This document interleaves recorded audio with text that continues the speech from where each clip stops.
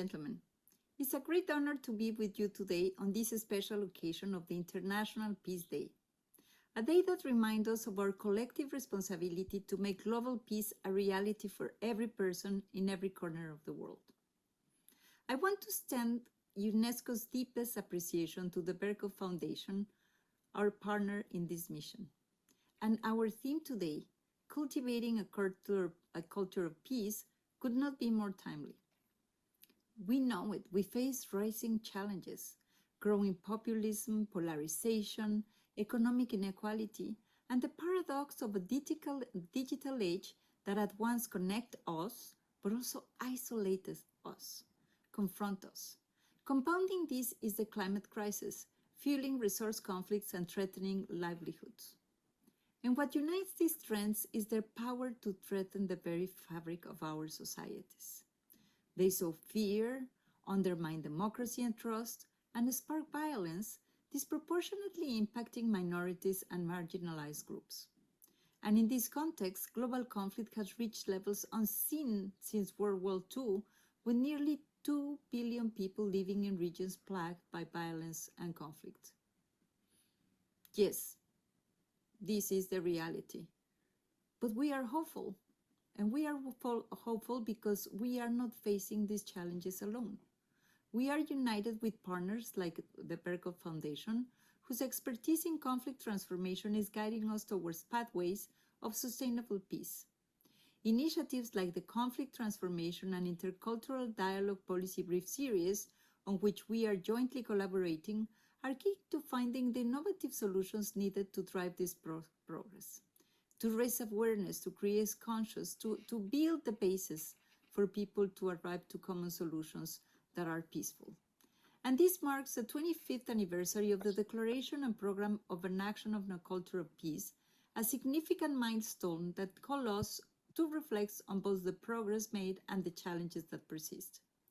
25 years ago, the global community embraced a visionary idea that peace must be rooted not only in policy, but in the hearts, minds, and daily lives of individuals.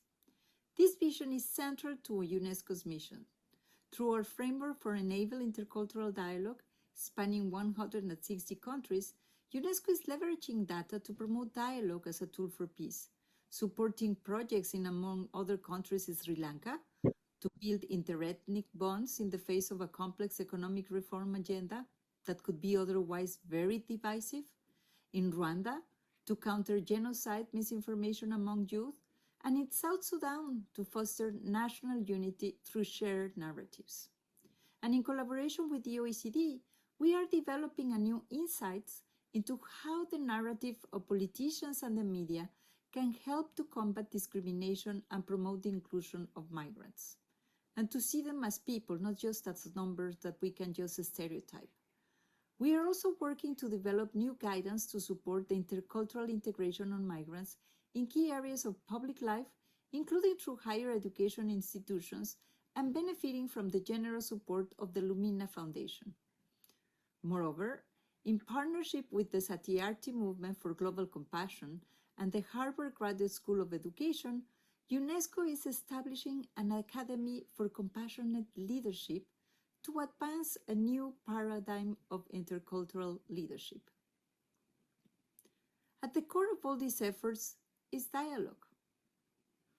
Consider this: 89 of ongoing conflicts are taking place in countries with limited capacities for intercultural dialogues. And dialogue is, without question, one of the most transformative tools we possess because it brings us to open our hearts, to open our minds to the views of others, to try to understand it, even if it's so different from what we think. Without dialogue, the space for mutual understanding and cooperation shrinks, and mistrust and violence fill the void. And as we gather today, I urge each one of us to reflect on how we, as individuals and as a collective group, can shape a new culture of peace, one that is woven into the fabric of everyday action, in the small, everyday moments where we choose kindness, empathy, and understanding. Let's today serve as a call to action, as a reminder of the work of building peace that belongs to all of us. Every day, in every action, we have the power to contribute to a culture of peace. Thank you, and I look forward to the enriching conversations ahead.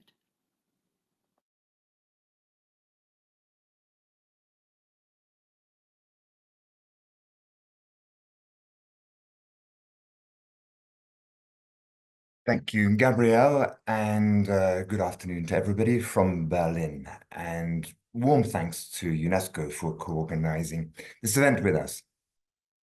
The theme for this year's International Day of Peace, as you know, is the culture of peace. But on a day when the Middle East and much of the rest of the world is reeling from some of the most provocative actions ever taken by any government anywhere, that seem almost designed to drag the region into war, on such a day, I do realize that it can appear a little bit naive and almost otherworldly to be discussing the culture of peace. But I believe actually quite strongly that such a view would be profoundly mistaken, because it is precisely at phases such as this, when some parties are doubling down on the war option, that the rest of us should be doubling down on peace, on reconciliation, and on compromise. Now, the Berghof Foundation here in Berlin and elsewhere has been involved in this process of dialogue for well over half a century, promoting dialogue as an alternative to conflict in many parts of the world, in Somalia, in Ethiopia, Sudan, in Yemen, the Caucasus, Afghanistan, many, many places, using a variety of techniques. And I think we'll be hearing about some of them in the next few minutes, the next hour. And more recently, we have been promoting dialogue in the context of climate change, especially in Iraq and Somalia, and soon elsewhere too, because we believe that given the ever-increasing role that climate change plays in exacerbating tensions and promoting conflict, it is more and more essential to engage in dialogue that can lead to environmental peace building and a reduction of tensions by getting parties to cooperate on mutually agreed measures that can help promote climate adaptation measures. So we have a very impressive lineup of contributors to the discussion this afternoon, and I'm very happy to hand the floor for moderation to Isor from UNESCO.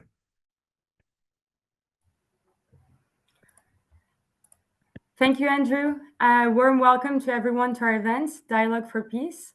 Thank you all for joining today. We're looking forward to an enriching panel discussion with 4 speakers. Rajendra Mulmi, who's the Regional Director for Asia at Search for Common Ground. Mir Mubashir, who's an Advisor in Dialogue and Mediation Support for Sub-Saharan Africa at the Berghof Foundation. Euan Mackway-Jones, Program Specialist for the Section for Inclusion, Rights and Intercultural Dialogue at UNESCO. And Nadia Al-Kawkabani, Program Manager for the Political Development Forum in Yemen. So this panel will last approximately 50 minutes, and it will include a Q&A at the end. So let's begin. So first of all, I would like to ask Mir to briefly walk us through the different forms that dialogue can take. Thanks, Isor. And thanks, everyone. Hello. I will highlight just a couple of forms and formats because it's quite exhaustive, but I'll frame this, frame dialogue as a process of mutual meaning-making across divides, which allow for mutual visioning and mutual collaboration to pursue that vision. So in our work in Somalia, as Andrew was also mentioning, climate is a big part of it. So climate dialogue also happens. I won't go through the exact formats, but just try to frame them a bit differently. So the first kind of a format is about the power of numbers. So we have large-scale inclusive dialogue assemblies, and 5 days, 50 people engage in mutual meaning-making and visioning, as I mentioned. The second one is a structured and a regular process. So we have sustained dialogue format where a core group of people are meeting regularly on fine-tuning this vision that they have developed and its implementation as well. The third is a mass platform for dialogue. We have a radio program that brings together state and non-state actors to reflect on current and recurrent issues. What this does is it raises mass awareness and inspires further community dialogue and action. And that brings to the fourth point, and all of these feed into this fourth aspect of dialogue, which is strategic dialogue, for which we have formats among key conflict stakeholders, community peace builders, and government actors to strategize community engagement and devise any necessary institutional arrangements and policies. Beyond Somalia, I'll just name a couple of things. The first is interfaith dialogue, which is relevant in many contexts, not in Somalia so far. Then there's national dialogue, which we know from Tunisia, Colombia, Kenya, Nepal, Poland, just to name a few. And all of these have been in place to respond to a national crisis, like in Tunisia, or to bring about fundamental socio-political transformation. So that's also a very important part, which in Berghof we have worked for a long time. I will mention another aspect of dialogue. I mean, verbal dialogue on substantive issues is of course important, but I would also stress that non-verbal dialogue as part of the dialogue process is also useful. And here, me being partly a theater practitioner as well, I find it's tremendously useful to use different forms of theater, like forum theater and playback theater, to have this non-verbal dialogue before coming into the verbal dialogue space, to really strengthen the talk that people have then on the substantive issues. And finally, there's also a concept of diapraxis. I think it comes from the Christian way of doing things in the missionary. So it's diapraxis. It's not just about sitting and talking about issues, but having dialogue in or through action. I would leave it at that, and happy to expand on some of these later on. Thank you. Thank you, Mir.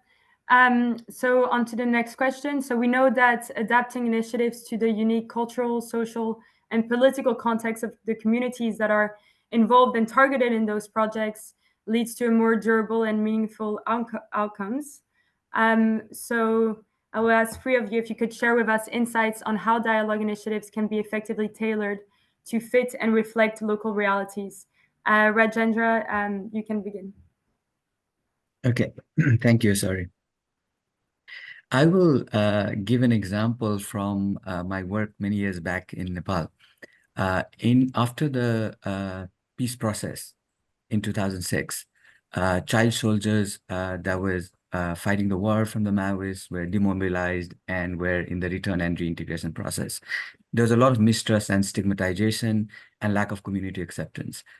Having a intergenerational dialogue at that time would be very difficult, and because it was difficult conversation, difficult subject. So where we found that could have worked was a form of a traditional singing in Nepali culture called dohri. Dohri meaning kind of a two-way back and forth, question and answer. So it's like normally it's sung between the team of men and women. It's mostly romantic, impromptu, improvised singing. And, in some cultures, they even bet, and, those who lose have to even get married and stuff like that. So this is like a favorite pastime in many of the villages. And it's a very popular. And so we said, why don't we turn this impromptu, because the lyrics are not written. There's a verse and they repeat and they improvise the lyrics as they engage. And it's basically question and answer form. So we basically turned dohri into an intergenerational dohri between the community members and the returnee children, the former child soldiers. And we would organize these community events, kind of a dohri, intergenerational dohri events. And, the difficult conversation that would otherwise not have happened was taking a form in that question and answer singing format. So the adult will say, why did you go, blah, blah, blah. They would answer and they would really engage in each other. So the form of the conversation that you'd otherwise want to have in a formal dialogue process, we were still achieving that, but in a very informal, localized way that tailors and that still enables that applies the principle and framework of dialogue processes and dialogic conversation, but we were basically using that into local traditions. Another example was a similar approach, but using sports. Again, in the aftermath of the war, there was a mistrust between the police, local police, and youth. And as we wanting to build community security and community participation in policing, and as well as police to be more responsive, they were not engaging with each other because the police saw youth as perpetrators, and then the youth have only more kind of an aggressive view and a negative view of the police. And again, what we organized, what we call was football clinics, bringing the youth and the police together in a number of days over multiple engagement and so they were able to actually engage with each other and see the humanity, engage as individuals, not those that are behind the uniform. And through these processes, the mistrust, the lack of engagement, and the decade of adversarial relationship that almost resulted in clashes, extortion, fear, and insecurity, they were able to then engage and have this conversation and also break their own stereotypes, saying, oh, I thought police was like that. For them, it's like, police are also like humans. And also for the police to see the other side of the youth, their energy, and then the positive contribution that they can do. And so this even resulted in, even the police then reported after these events on an increase of the, calls coming from the community about reporting and events or incidents and stuff like that. So in both these examples, we're really trying to implement a dialogue, achieve the goal that you'd otherwise achieve in a dialogue, but really looking at how can we make it more engaging, more fun, and also really tailor it to the local context, making use of something that's very locally embedded in local cultures and traditions and practice. Thank you so much, Raj, for this example. I will now ask Euan the same question. Thanks a lot, Izo. I would like to start with a point that I think I'm probably going to be making a couple of times in the discussion today, which is that dialogue doesn't take place in a vacuum. Of course, to have the space, the opportunity for dialogue to really be transformational, to really make a difference in how we think, how we relate, how we even act towards people who are different than us, we need to take account of the structures of power. We need to take account of people's sense of equality, whether that's material, whether it's sentimental. We need to take account also of people's feelings towards justice, towards how they are represented as well. And of course, all of this is in turn shaped by the histories, by the customs, by the norms that govern and influence or have influenced any particular context over time. So I think that contextual design of processes of dialogue is really axiomatic for them to be successful. I'm not going to give examples per se, because I think the colleagues who we have with us on the call today are going to be much better placed to speak about this. But I would like to maybe just highlight 3 principles by which we at UNESCO like to take into account when we're designing processes of dialogue for different purposes. And I would like to draw, whilst I'm giving these principles, upon the design of a intergenerational dialogue process that we're designing in Rwanda at the moment, to strengthen the role that places of memory related to the 1994 genocide against the Tutsis can play in educating and supporting the process of healing, and therefore supporting a culture of peace around with young people in particular. So just as a little way of context, 65% of the population in Rwanda were born after the 1994 genocide. And of course, this means that they weren't directly affected by it, but are still deeply, deeply affected by the intergenerational trauma that it's contained. And the reason that we are designing this process of dialogue around the places of memory is because that we found that with this trauma, it's very difficult for young people to have these conversations with either their families or with the educational settings in which they are interacting, whether it's schools or other environments. And as we're designing these processes, we have looked at three main principles. And the first is really trying to gain a really deep historical understanding of the context in which we are operating. And this means also about valorizing the plural histories of different places and understanding the influence that that can have on these relational aspects as different people come to a process of dialogue to learn about difference and ultimately try and transform the way they think about things. In Rwanda, this was really, really important as we're designing this project.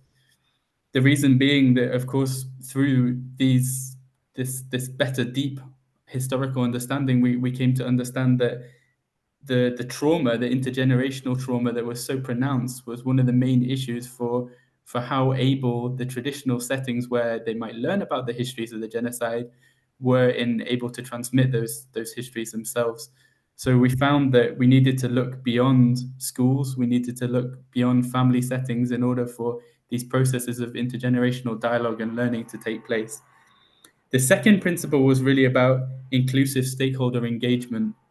And in Rwanda, this has proven to be really, really important because we found that young people haven't been able to articulate their feelings towards the trauma which they are carrying from the genocide in a way that they would like to, because they felt, again, the trauma was so pronounced for those people who have lived through it. So making sure that young people were part of the table in the design of this process of intergenerational dialogue that we're undertaking at the moment has been really, really important, and valorizing their contributions has been essential as well.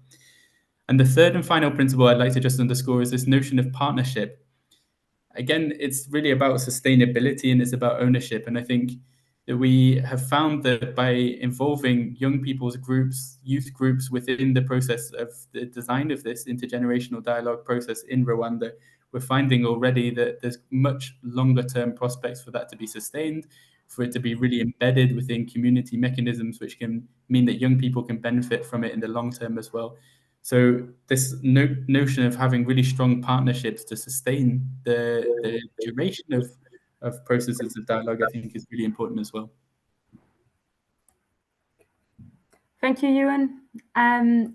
And on to Mir, also to share your perspective on this question. Thanks, Azor, and also thanks to my fellow speakers for providing all those wonderful and inspiring examples from different parts of the world. I would say, answering the question, the first thing, like in terms of the tailoring, it's rather about, okay, what space and resources for dialogue already exists that we can build upon and consolidate. And my fellow speakers have also given examples to that regard. Just to share from Somalia, traditional dialogue spaces exist. There's a practice of Shir, which is a consultative space, and but it's focused on problem solving and agreement making mostly, and it's dominated by elders and men. But there's a broader notion of dialogue, wadahadal, which literally translates to dialogue, both conceptually and practically. And given that Somalia is an oral society, dialogue is inherently part of the social fabric. And historically, Somali poets have always called for dialogue on socio-political issues throughout the civil war and even till now. And if I may, also inspired by our fellow speakers, just recite a quick excerpt from a poem. It's by Ismail Adam Jam'a. It goes like, I leave no stone unturned to understand our problems. The root of the trouble is beyond us. Where are we heading and where will we settle? I ask the elders, the youth, and the women. Only through dialogue can answers be found. So you see, this is already promoting the two aspects of dialogue that I mentioned earlier, the mutual meaning making, so asking ourselves. What are the roots and patterns of violent conflict? Who are the people and what are the resources for peace that exist? And what is it that we should focus on to understand the present, but also to arrive at a different future? And that is through the visioning of a non-violent, equitable, and peaceful future. And what kind of socio-political relations should be nurtured to be able to realize this vision? So the second part of that is then of the tailoring is, okay, what kind of local realities are brought into the dialogue space that already exists, as I mentioned. Here, important has been for our work to not just look at the country and state level realities. I mean, we work in 3 different states in Somalia. But it's also important to go to the very granular level, to the district level realities in urban, rural, and even remote areas, to be able to get the holistic picture and to bring that to the dialogue space, or take the dialogue space to those areas. In Somalia, we had started in 2015, starting with Hirsha Bella State, and since then, initially, the dialogue was about clan conflict around land and other livelihood resources and historical grievances. But since the conflict context is ever evolving, the realities also obviously come up. And what Andrew mentioned earlier about the climate aspect.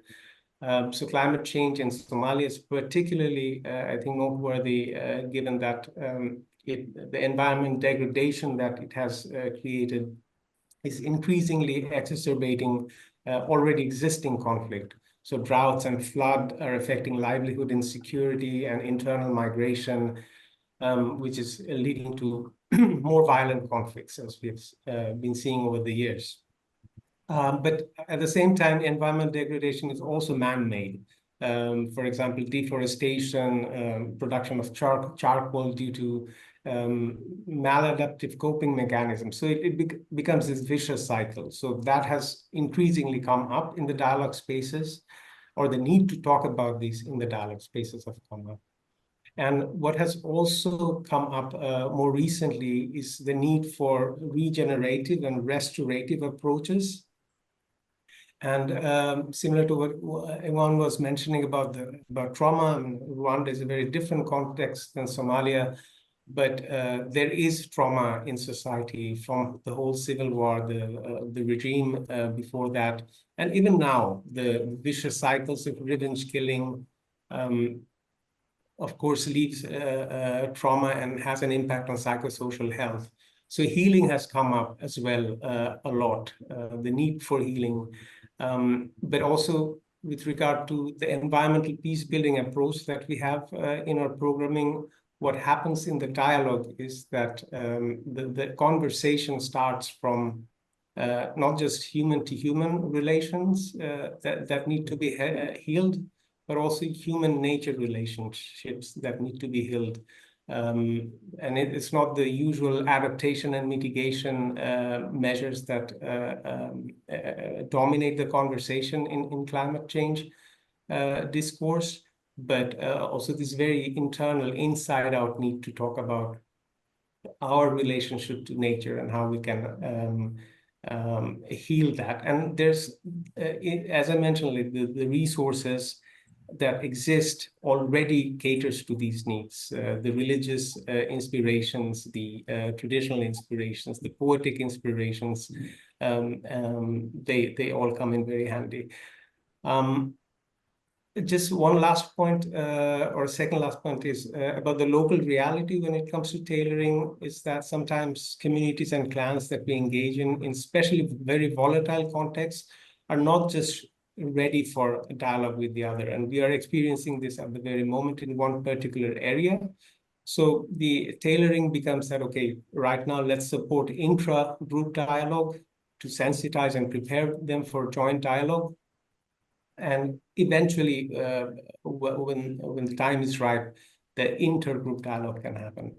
And towards this environmental peace building approach is really helpful because you start the conversation on a different level. You don't start with the conflict, you start with the environment, our connection to the environment and responsibilities for the environment as well. And maybe one last thing is also throughout our work on environmental peace building over the last few years, one limitation we always come into is great, and that's what people also express in the dialogue, that yes, we are all about dialogue. Let's talk about the issues and let's do meaning making together. But there are substantive hardware issues, if I may. They are very present. I mean, especially when it comes to environment degradation. I mean, you need to restore those, and for that, a lot of investment needs to happen. Development initiatives need to go hand in hand with the dialogue. So this is a point of struggle as well. We as a peace building organization need to engage, work together with development organizations. There are some good lessons learned, but there's, I think, still a long way forward. Over to you. Thank you very much, Mir. So now the next question is for Nadia. So inclusivity, as we know, is often cited as a key factor in successful dialogue initiatives. How can we ensure that marginalized voices such as women, youth, and minority groups not only be heard, but can actively engage and shape dialogue processes? On to you, Nadia.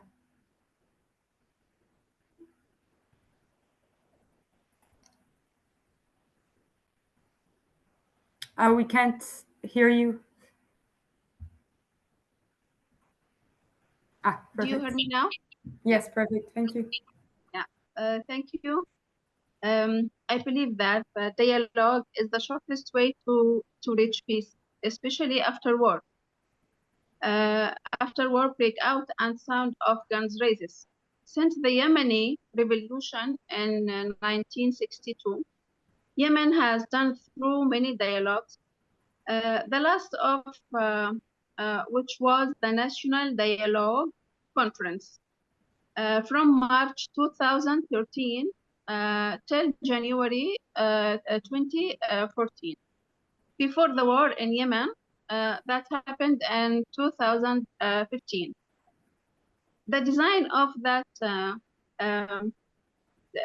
national dialogue came to include the participation of the political components in addition to women, youth, marginalized people, and civil society. The dialogue experience has proven its effectiveness in the Yemeni political scene that time. But something happened, but delay to start implementing the outcomes of the dialogue directly and disagreement of political components regarding to implementation is what led an increase in internal problems and thus called the war.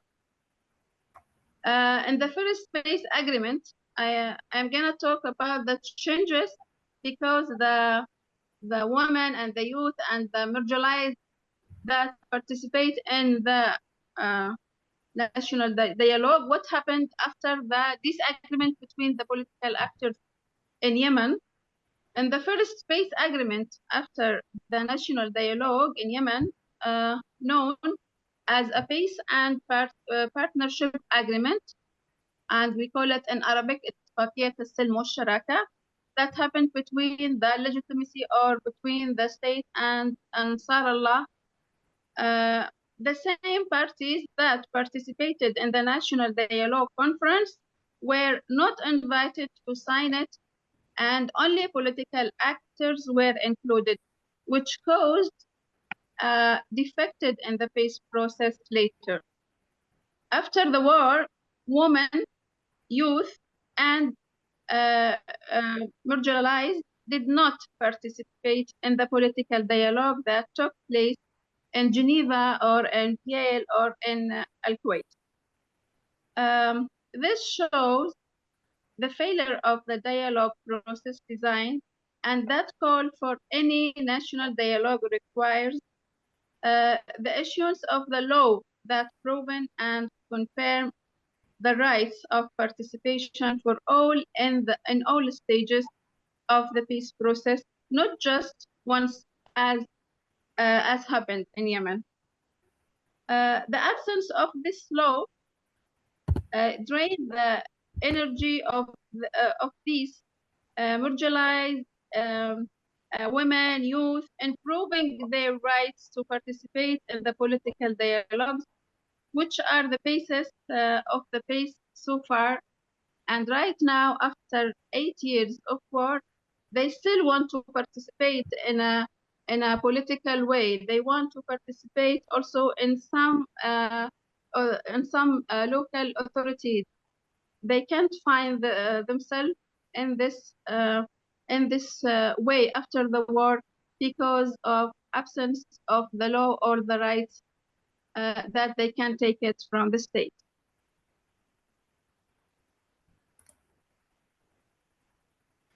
Thank you very much, Nadia. Mir, if you could also share with us briefly your take on how to guarantee inclusivity in dialogue initiatives.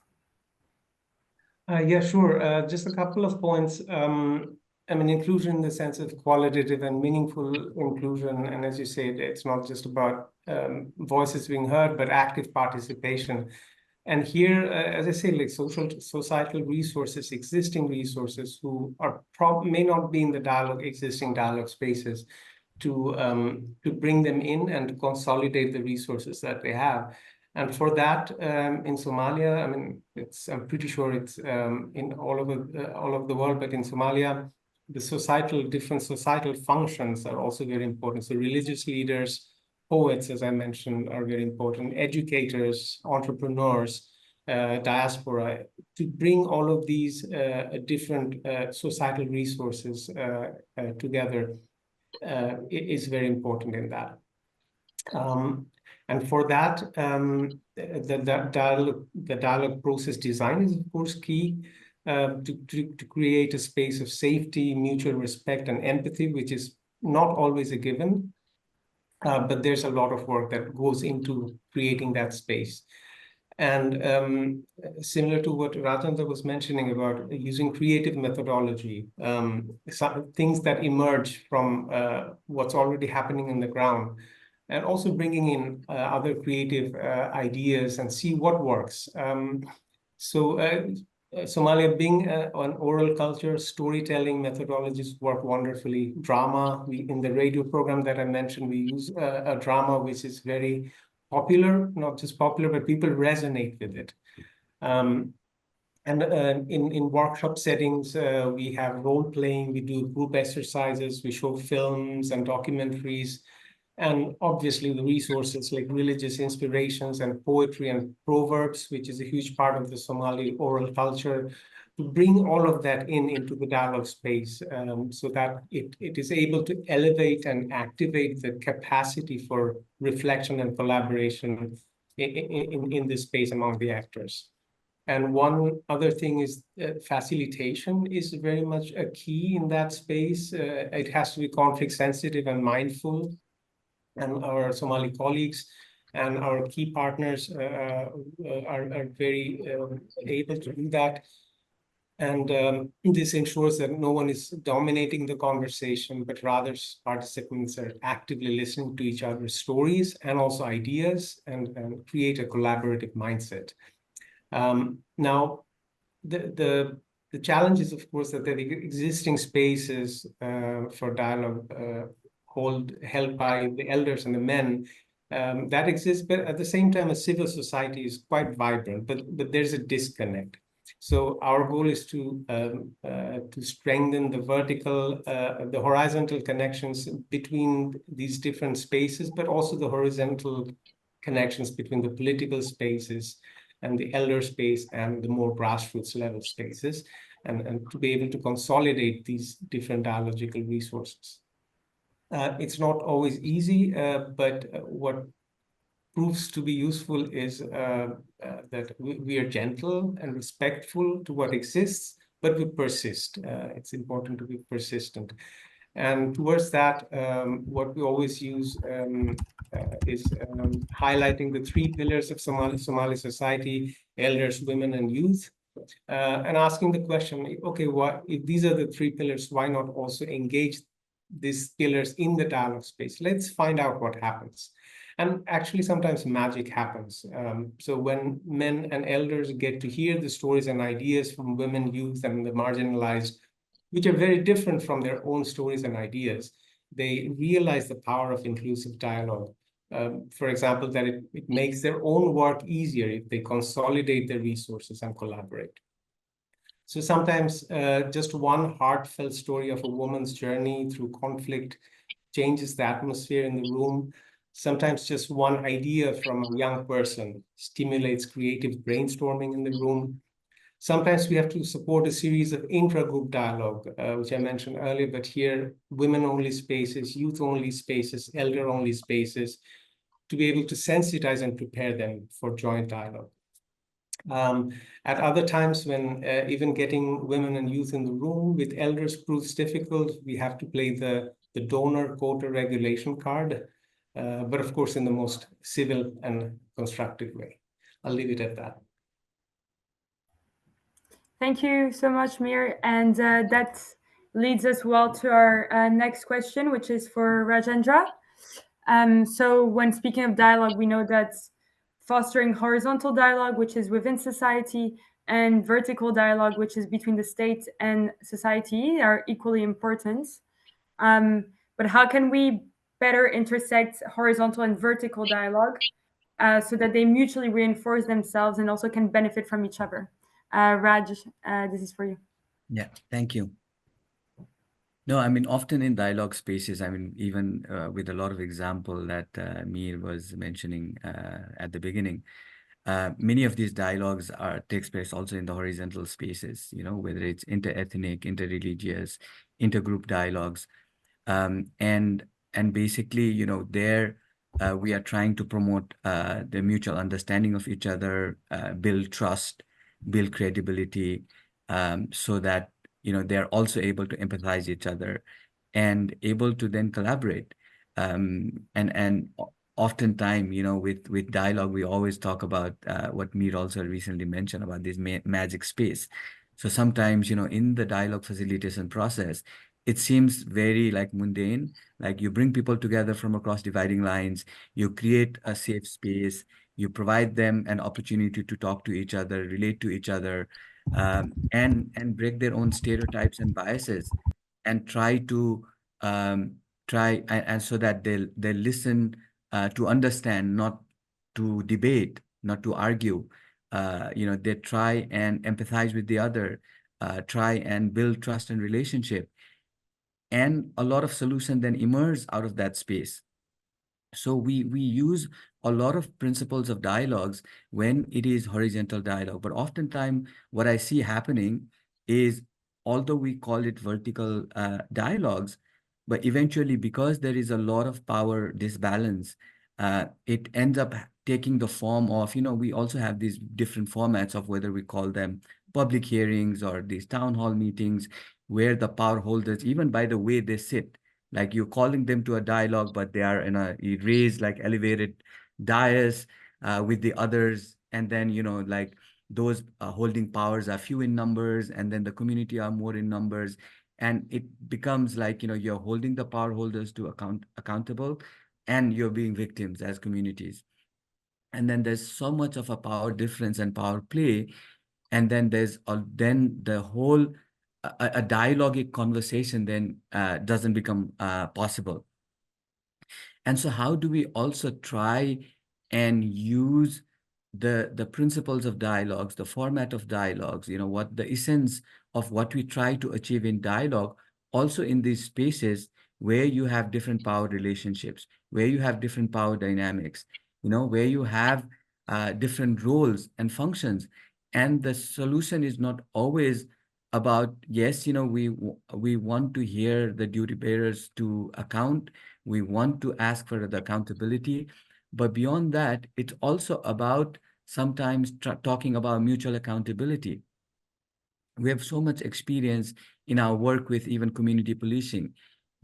when we bring communities and police for a vertical dialogue, the communities put a lot of blame on the local police about their complaints that didn't do this or this and that. But then when the police also tell them their side of the story, they also empathize. They are working with so little resources. While the communities want them to respond at the speed of an aeroplane, bicycle is the most that they have, right? And from the police part also, when they are doing investigation, when they are trying to, when the case is raised, they also need the communities to support them, to help them gather evidence and stuff. And then there is no participation from the communities. So it's like, they are, it's a 6 and a 9. And when you really open up these dialogue spaces on vertical dialogues, and you are able not just, if you are able to cut through these, and again, as a facilitator, as a convener, this becomes the most challenging part of facilitating any dialogue processes, is how do you work with, power dynamics? How do you work with group dynamics in these processes? But once you're able to get through that, because again, dialogue is not just an event, it's a process. And through multiple engagement, through a long-term engagement, through a multi-pronged approaches of, if you are able to create that safe space where they are able to better understand each other's, then solutions emerge automatically. And so in any of the, design of a dialogue processes, for me, if we are able to maybe even, like, I see this in a conceptual framework as a crossroad, but a crossroad like upside down, whereas the vertical and the horizontal axis is there. And then the intersection is basically a safe space where, whether it is the horizontal dialogue that's happening or the vertical dialogue that's happening, there is a safe space that everybody can come in, either horizontal, vertical, sometime even hybrid, and is able to have this genuine dialogue conversation. And we need to be very intentional in doing that. And then there might also need to be a lot of prep work that goes in to prepare them first, through orientation, through trainings, through even like same group dialogues, even like a horizontal dialogue at the top level, horizontal dialogue at the mid and bottom level, and then prepare them and then bring them together.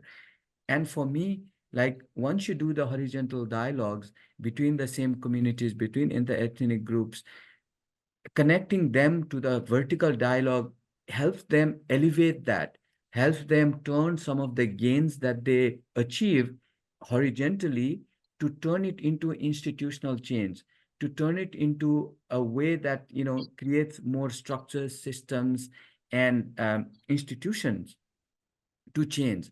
So we are also able to, by connecting the horizontal, we might achieve a good intergroup relationship or interfaith relationship through these dialogue processes.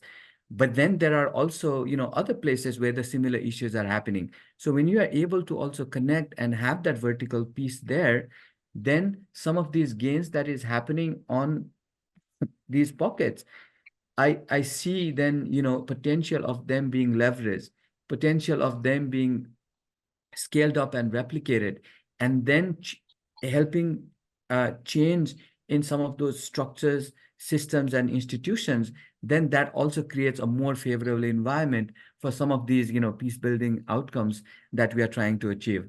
We do that in a number of our own country programs, even a recent example from Afghanistan, whereby after the Taliban takeover, the civil society was completely fragmented.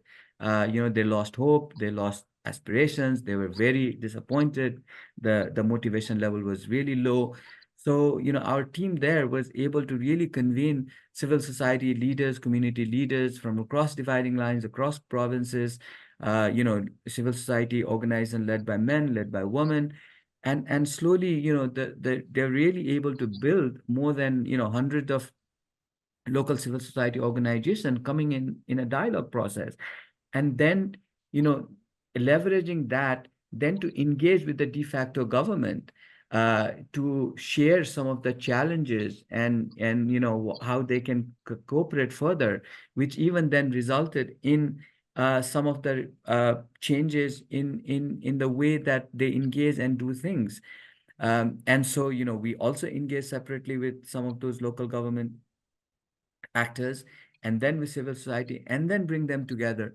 So I think, in a dialogue process, the more and more we also try and think about these intersection horizontally and vertically, it also helps both in the horizontal and vertical cohesion. So let me stop there. Thank you very much, Raj. We're approaching the end, but I'll try to ask 2 more questions. So the next one is for Euan. So as we understand, for dialogue to thrive, it must really emerge in an environment that supports and enables such dialogue. Could you tell us briefly what are the structures, processes, and also the values that are necessary to support, but mostly also to sustain effective dialogue across societies? Thanks a lot, Izo. I think this is a really good transition from the discussion we were just having, and I think it follows a lot of what the other panelists were just speaking about. So I think absolutely thinking about the enabling environment for dialogue to work, to thrive, to really make this impact of transformation is really, really critical. I said it before, but dialogue is ultimately a relational process, and therefore how people come to the process of dialogue really matters in shaping the opportunities for the success of that dialogue towards that transformation. The power, the sentiments, the resources that people hold creates the tone for how likely that dialogue is to be successful. And therefore it follows that we really need to think intentionally about supporting the space and opportunity for dialogue to work and thinking about what enables that to work. And this is something that UNESCO has been working on for quite some time now. We created a couple of years back a framework for enabling intercultural dialogue, which looks and collects data around 9 enabling domains. It operates at 2 different levels, and I want to say just a few words about what those 9 domains are and what some of our analysis showed when we were looking at the data that we collected on those. The first set of domains are really those that create the space and opportunity at the structural level. So these are the systemic enablers, the things that operate at the social, at the institutional level, that are often shaped and defined by policies, by legislation. The first of these is freedom of expression. So this really matters because it shapes how people can express who they are and also how they can think and hear about identities that are different than their own. The second is governance and citizenship. So for us, this is talking about how power is distributed, how people have opportunities to participate in processes of decision making, and how different groups are able to be enabled within those processes of power distribution as well. The third, and we talked about this a lot already, is horizontal equality, how resources are distributed between different groups. And that's not just material resources, although I think this is really, really important, but also those sentimental resources as well, like how people feel that they are being listened to, how different groups are valorized, are taken seriously within a society as well. The fourth for us is this notion of social cohesion. It's about the trust, the bonding, the sense of common narrative, the common unifying narrative of a society that creates the opportunity for people to, again, be equalized in the sense of coming together in a process of dialogue and being able to exchange towards a common goal. The final structural domain that we identified was this notion of stability and nonviolence.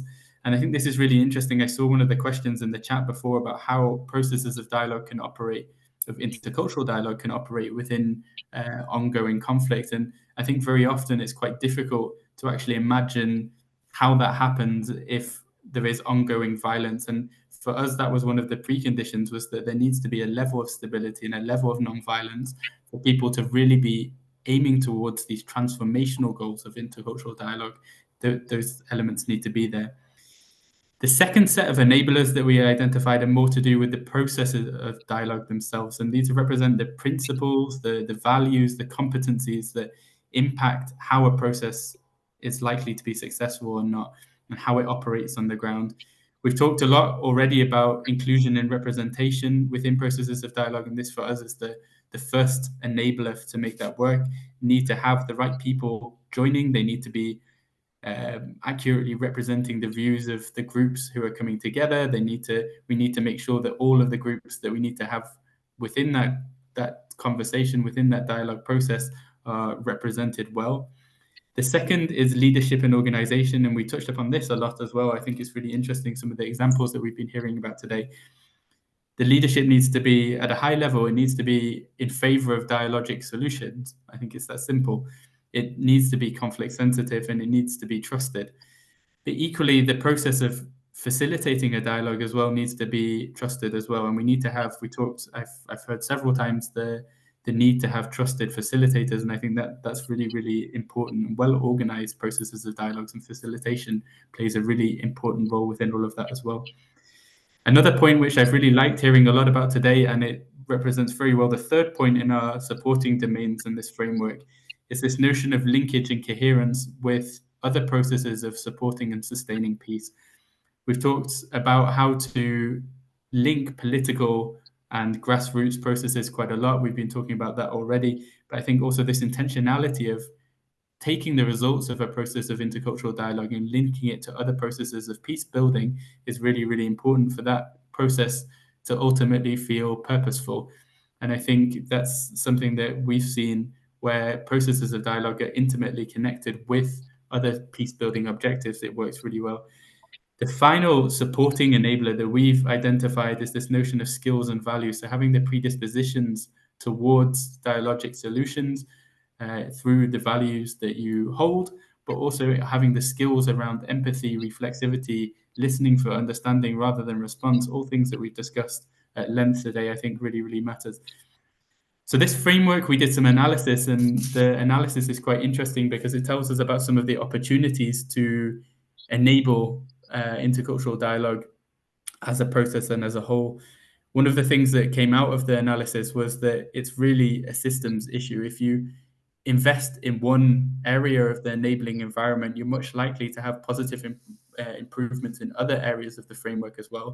So this creates a very interesting opportunity for decision makers, for politicians to take expedient decisions about where to invest based on the particularities and the circumstances in which they find themselves politically as well. It doesn't really matter where you start if you want to make a difference to the system as a whole. We also found that, of course, money matters. Those countries which had more fiscal and financial capacities were much more likely to have a stronger environment. However, we also found that it wasn't the only thing that mattered, and that a lot of the advantages that having more financial resources can bring about could be counteracted by really strong leadership that was intentionally favoring dialogic approaches and had a long-term vision and commitment towards dialogue as well. The analysis that we did also talked a lot about impact. I saw a question about how we think about measuring this notion of transformation and how we actually quantify this. I mean, I think there's different sort of intermediary steps in answering a question like that, but the ultimate objective for us is to actually really make a difference towards processes of inclusion, processes of protecting and promoting human rights, dealing with fragility, promoting resilience, and ultimately contributing to peacefulness and sustaining peace. All topics, of course, of the theme that unifies our discussion today around the culture of peace. And the data showed that investing in this enabling environment really did make a big difference to all of those things. The relationship was strong. The more that you invest, the more benefit that you get. So dialogue seems to really make a difference. And I think that's ultimately the strongest measure that we can have for the success of it as well. Thank you very much, Euan. So yeah, we are approaching the end of the panel discussion. So maybe we can pause now and take some question from the participants. So there's one question for Nadia. from the participants. So this one is, which role does religion play in such dialogue settings, whether it's in Yemen or in other places? And yeah, and what can be how is it possible to identify and trace religious and spiritual influences within these dialogue processes?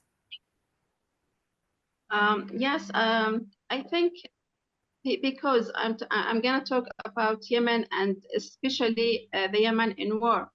I think this dialogue, they don't discuss this kind of issues like religion, but they are discussing in dialogues, even if it's happened in local authorities or with local communities. They are discussing something else in a dialogue.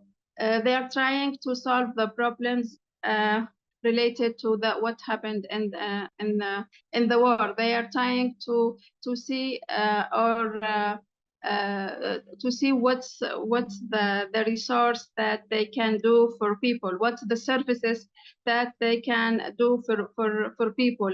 And because this kind of religious in the dialogue, they don't discuss it a lot, because there is no disagreement between the local authorities or between the local authorities and the I mean the vertical with the political actors or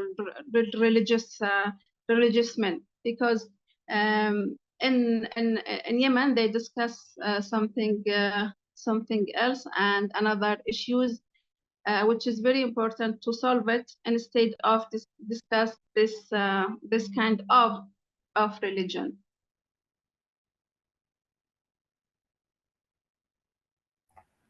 Thank you, Nadia, for your answer. I'll ask one last question from the participants. So this one is for Mir. What are the practical opportunities? I'll focus on practical opportunities because we don't have much time for challenges, but what are the practical opportunities to cultivate a culture of peace in our daily activities? And as a development practitioner, what would be our responsibilities?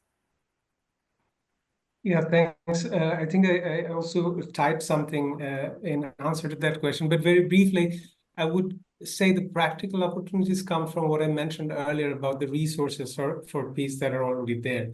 And even the most violent conflict context, in Somalia, you see Somalia as, a fragile state and whatnot. But even there within society, there are these forces. It's just about identifying them. It's about creating the networks with them. And that is the basis of the work that we do. We have identified people who are already playing that role and establishing a network so that they can learn from each other, they can work together. So that has proved very much useful. But I would argue that those forces in society are always there. So that is the opportunity. And with regard to development organizations, but also humanitarian organizations, especially when it comes to the climate conflict nexus, as I say, we cannot do this alone, and development organizations alone cannot also ensure that they're able to work more holistically. So I would, as I proposed in my text answer, that let's create the space for collaboration. Let's take the responsibility. Let's share the responsibility and kind of clear this blurring line between peace-building organizations and humanitarian organizations and development organizations. Thank you. Thank you very much, Mir. So yeah, we're reaching the end of today's discussion. But thank you all for participating and joining today, which is in celebration of Peace Day. So just so you know, this event has been recorded and we will be sharing with you the YouTube link in the next few days.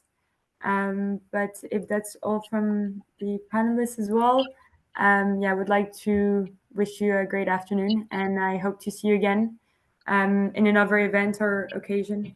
Thank you. Thanks, everyone. Thanks, Isara, for the moderation. Happy. Thank Thanks so much. Thank you. Bye-bye. Thank you.